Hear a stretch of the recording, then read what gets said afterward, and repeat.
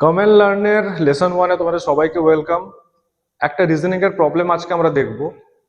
এত বড় ফিগারে কটা বর্গক্ষেত্র আছে আমাকে নিমেষে বার করতে হবে। কিভাবে সলভ করব চলো দেখে নিচ্ছি। একটা ছোট ফিগার থেকে আমরা দেখে নিই।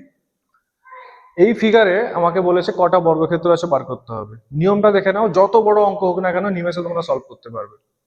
না, আমরা সামনে দেখতে পাচ্ছি এরকম রো অনুযায়ী কটা বর্গক্ষেত্র, 3টে, কলাম অনুযায়ী 3টে।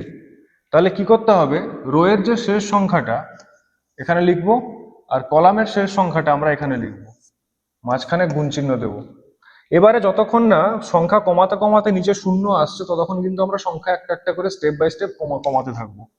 3-এর কম 2, এখানেও 3-এর কম 2, 2-এর কম 1, এখানেও 2-এর কম 1, 1-এর নিচে কি হয়ে যাবে শূন্য। তো শূন্যের সঙ্গে যাই গুণ করি না কেন শূন্য থাকবে, তাই জন্য আমরা আর করব না।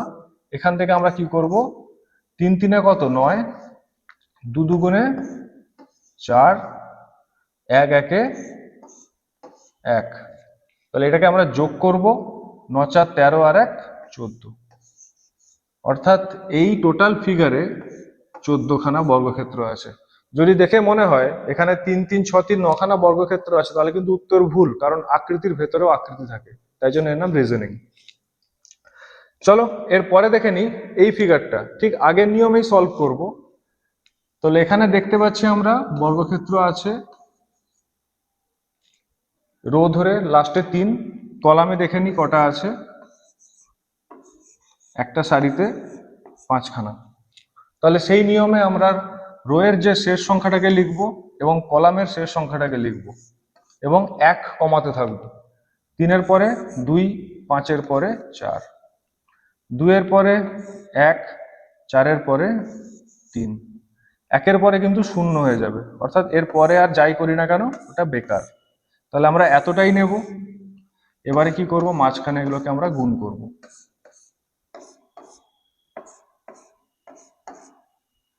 3 1-এ 3, 4 2-গুণে 8, 5 3-এ 15। তাহলে এর যোগফল কত, 15 8-এ 23 3-এ 26। অর্থাৎ এই বড় একটা ফিগারে কতখানা বর্গক্ষেত্র আছে, 26খানা বর্গক্ষেত্র। আশা করি তোমরা এই অঙ্কের সলিউশন নিজেরাই বার করতে পারবে। কমেন্ট করে জানাও কটা বর্গক্ষেত্র আছে। আরো এরকম ইন্টারেস্টিং ভিডিও পেতে আমার আইডি ফলো করে নাও। দেখা হবে পরের ভিডিওতে।